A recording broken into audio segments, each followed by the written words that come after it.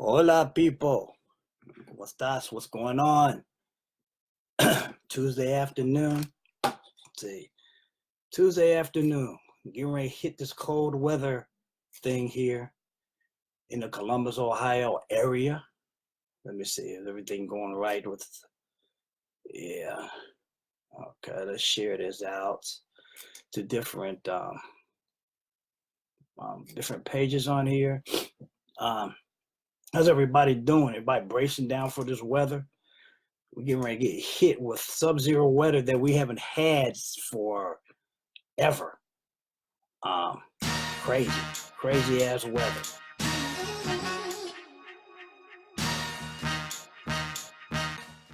I came across while I was watching. I was watching on Dr. Boyce Watkins's page today, and talking about how brainwashing, how we're brainwashed for certain things. And there was an article. I guess he was talking about how to teach the poor about financial Werenthal was a waste of time because they're so brainwashed into thinking being poor. And like he said, people are brainwashed. Yeah, they're brainwashed to think poor, but they also can be brainwashed to think abundantly. So, brainwashing, there's two aspects of brainwashing that we need to consider.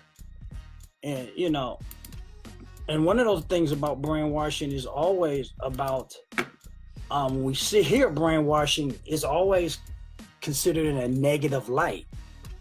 Okay? It's always considered in a negative light.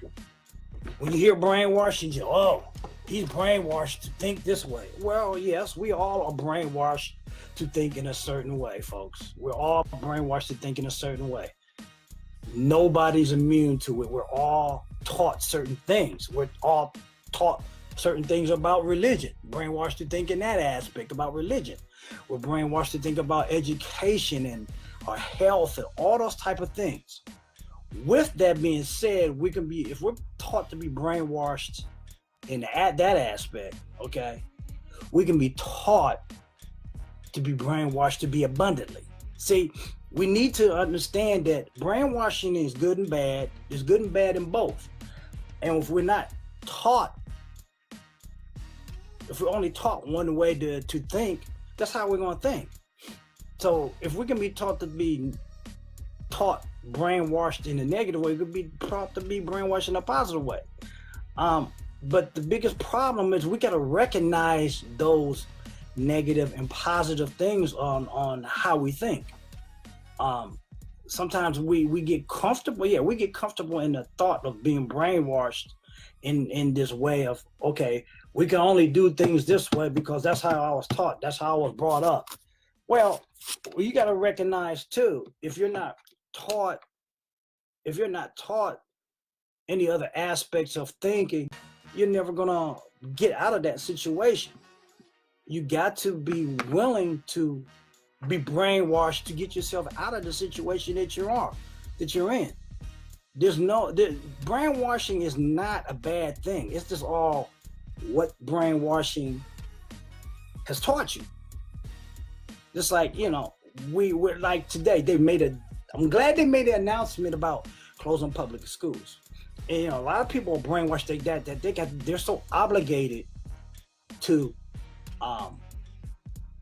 getting permission to live their lives in any aspect. I was not brought up to ask permission to make common sense decisions. Okay? My attitude is that, like, if you're in weather like this, you have a child in weather like this, you make a common sense decision for your child and your family, not the permission of Columbus Public Schools. Okay? Keep your kid at home. Wouldn't give a damn if they didn't close schools. Now, it's just like the kids at Ohio State. They're trying to petition whether or not they should close OSU. Well, I'd be damn, wouldn't wait whether they close OSU or not. I make a decision based off of, for myself, what's good for me. Damn OSU. See, the biggest problem we understand, if we understood about systems and how systems are a part of the brainwashing process on whether to keep you compliant in something, okay? A way of thinking where most of us aren't critical thinkers. We got a generation today that aren't critical thinkers. That's because they come from parents who aren't critical thinkers, okay? I guess I come from parents, relatives, uncles, and aunts that are very critical thinkers about everything and question anything that wasn't advantageous or valuable to ourselves.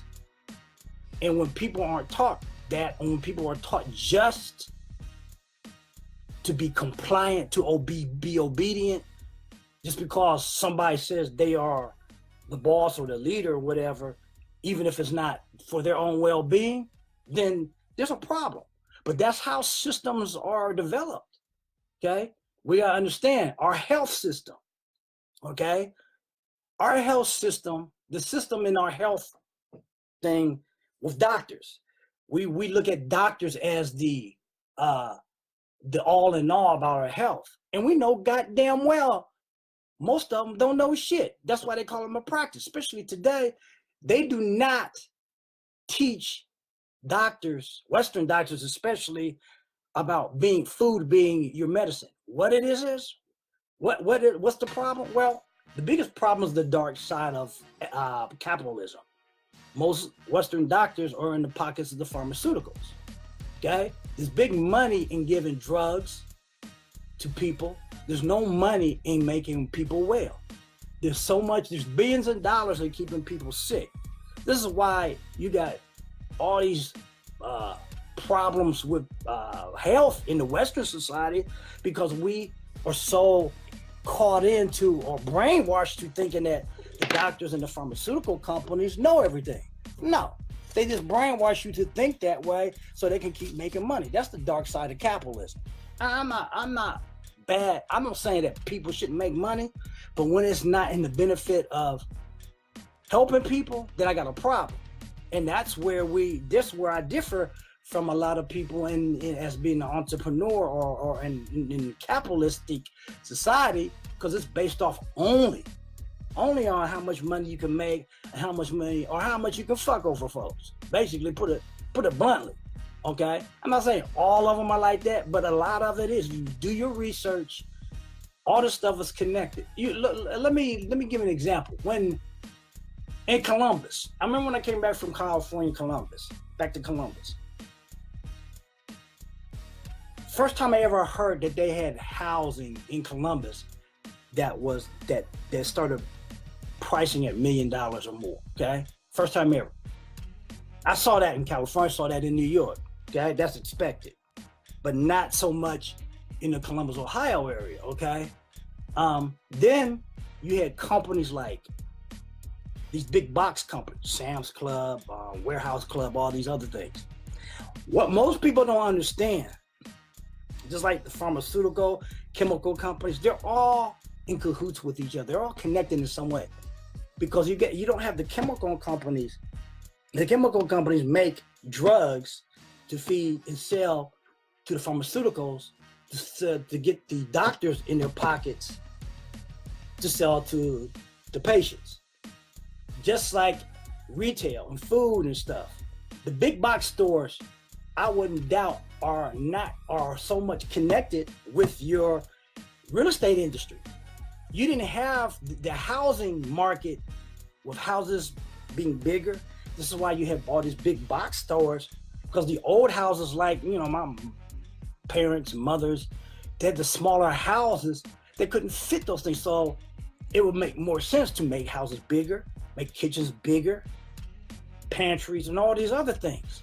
So people would buy a lot of these big box stores that you probably would use more in retail businesses. Now they hit those type of grocery stores that usually feed to other groceries. Now are hitting to everyday people, because now they can fit those type of products in their house, where once before they couldn't. It didn't make sense to sell that. So you got to understand the connection in the game of those type of things. Remember the days when you could get water for free? Bottled water? You still can get water for free, but we still buying the shit out of bottled water. Why is that? Because we've been brainwashed to think maybe bottled water is better than the water that's coming out of our tap. And some of us part of learning that sometimes the bottled water ain't no different than the water that's coming out of your tap. But that's all part of that system of brainwashing in the dark side of capitalism. If we understood those type of things, maybe we make better decisions about what we do for ourselves and our family. And that's why I'm saying there's a system that keeps people in compliance, and there's systems that help people develop abundance. If we could understand that type of systematic mind control, if you want to call it, we won't call it brainwashing, mind control, whatever, then we can differentiate, we can discern on what's better for us and what's not better for us. Hello, Christine. I see you just joined. Seen anybody else join? Just been on here for 10 minutes. But this is one of the things I saw. I was watching earlier today on one of Dr. Boyce Watkins's lives. He was talking about how we're systematically controlled in a lot of ways, good or bad. But a lot of us don't recognize that, or we haven't learned to discern from that because we've been brainwashed to think as authorities of knowing everything, from teachers, the police, President of the United States, doctors, all these leadership roles.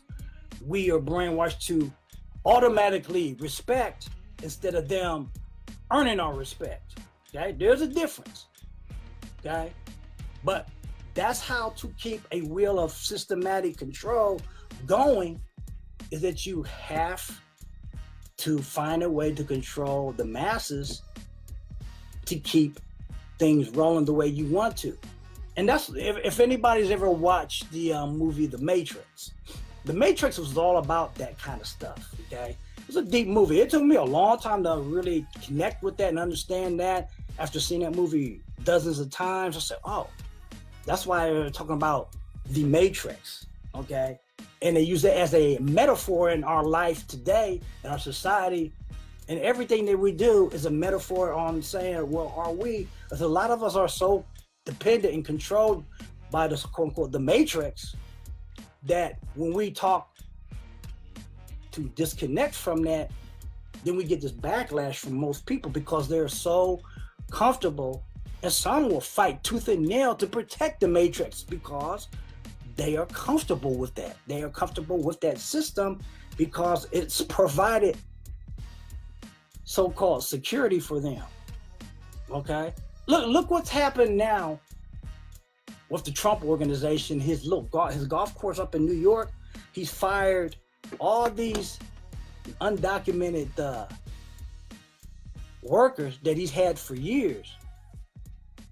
Okay, so now with his rhetoric about what's going on and all these people coming in from the South, he goes in, doesn't give them any reason, warning. This has all these people fired. I mean, some people have been with him 15 to 18 years, maybe even longer. They're without a job. But that's the market of jobs anywhere. Then I just use that as an example because that's what was in the paper just today or yesterday or whatever. People, that's the system we live in. Okay? That's the system we live in. Whether you want to believe it or not, you ain't got to believe me. Do your research. Okay? Do your research. This is a book I suggest you read by Robert Kiyosaki called Unfair Advantage. It's a good book. Okay? That gives you some insight on what's going on in our society. And I'm trying to think, where's the other book that really opened my eyes to a lot of different things. Well, here's one book also. This really one. This is a book by what is his name? R. Buckmaster Fuller, called The Grunch of Giants. This Robert Kiyosaki also wrote a book as a forward for this, and I'm trying to find it wherever I put it at. I don't know where I put it. Maybe it's downstairs. Oh, here it is. Here it is. This book, The Conspiracy of the Rich. Okay? This is a hell of a book. It tells you why. This book will tell you why we are where we at today in our society with government and everything. You know, I guess a lot of people think I don't know what I'm talking about, or I talk a lot of shit about that. It's not that I don't know what I'm talking. I know what I'm talking about. It's just I read a lot, okay, and I put things together as a puzzle, and this is where we're at today, folks. This is where we're at today in the marketplace, and like I said, we're brainwashed to think a lot of different ways. And even about the economy. I hear people always use the term politics starts local. I say no.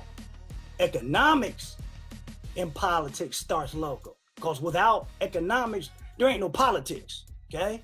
So if there's no economics that drive it, there's always economics driving politics. Even at the local, even at the city state, always dinero. It's always economics that drives it. Without it, you have no say-so. You have no say-so, really. Okay? Do the research. You ain't got to believe me. Do the research.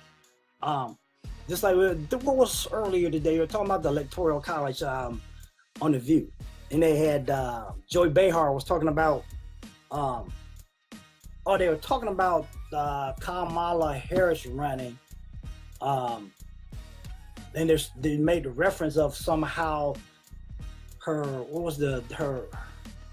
thing that was on in Oakland on Sunday, I guess.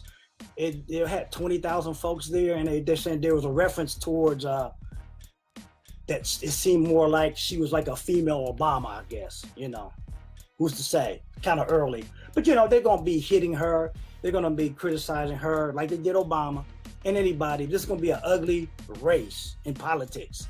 Okay, it's gonna be an ugly race just because. It's already becoming ugly with some of the statements I've been seeing online. But we gotta understand that, you know, it's crazy. You know, Meghan McCain said that. What was that? What's her name? Terrain. I can't. I'm getting brain fart right here. Hillary Clinton. Hillary Clinton was unpopular. Well, it didn't show. It's not that Hillary Clinton was unpopular. I think there was a reason. I think, to me personally, I think Hillary Clinton's whole campaign was sabotaged on purpose. That's just my thinking. Not that she was unpopular, because if she wasn't unpopular, like a lot of Democrats keep running, well, she won the popular vote. Well, so damn what? The popular vote don't get you the White House. What gets you the White House is strategically understanding the game of the Electoral College. That's what gets you the White House. Until that changes, damn the popular vote. That's what Trump understood. Contrary to what a lot of people think, that's why he won. He understood. He would have liked probably to win the popular vote, but he understood the game was about winning 270 electorals. That's the game. That's the game of elections. That's the game of the president election. Okay, not the game of all the other elections. The game of the presidential election. We need to understand that. Now, we need to understand something also. A lot of people say that your vote counts. Well, if your vote truly counts, what is the need of having electorals make a decision whether the person who gets president-elect another vote from the Electoral College, they have another election in December? Okay, I need to run that video again that Lawrence O'Donnell back in 2016 explained the Electoral College and how it works, and it made a lot of sense. I didn't understand it at first. I mean, you heard about the Electoral College, but he broke it down so in depth in its history and everything that it makes you think, okay, do we really have a say-so in electing the president? Because if we do, it should be based off of the people, which is the population, not a few electorals. Okay? Understand it. It should be based off the people, not the Electoral College. But there's a reason for the Electoral College. You understand the history. You're going to look it up. I'm not going to explain it on here today. Go look it up. But that's part of all good brainwashing versus bad brainwashing. And that's how we're brought up through our whole educational system, through all of this. What made me, I mean, let me find an excerpt from this book. And that most people don't understand.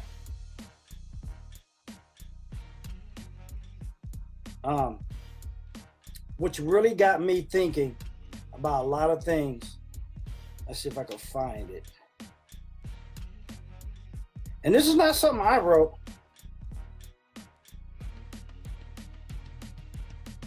I don't know if I can find it on here now. I don't know if everybody's heard the Rothschild family. And this has nothing, and this has nothing to do with whether you're a Democrat or a Republican, people. This has all to do with how we live in a system that controls a lot of things, and it controls how we think. Because we keep feeding it, even from a standpoint of politics or education. I'm trying to find. This is a good book, people. Everybody talks about Rich Dad, Poor Dad. You very seldom hear people talk about this book, because this book will give you insight of why we're in a fucked up society right now, okay? In the situation we're in. This book will tell you this. If you learn to discern and connect the dots. It says, while history was being made during the worldwide financial crisis. He talks about that also. This book talks about taxes, debt, and inflation and retirement. All those kind of things that we're not taught to think about only through a means of working 30 years for somebody and then retiring. Well, we already understand that don't work with this recent government shutdown. We understand that don't work that well anymore, all right? We understand that. At least we should understand that. All right, I'm gonna get off of here. I've been on here 20 minutes, 22 minutes. I hope you got a little value from this. I can't find this statement by Ramsell Rothschild, but what the statement says that, he says that I care not who controls the money. No, I care not who makes the laws, as long as I can control the money. That's a statement from the Rothschild, one of the Rothschilds from the 1700s, okay? But if you want, you can get this book on Amazon and stuff, so. All right, people, let me get off of here. Got some things to do. Until the next video, peace out, take care, and we'll see you in the next video.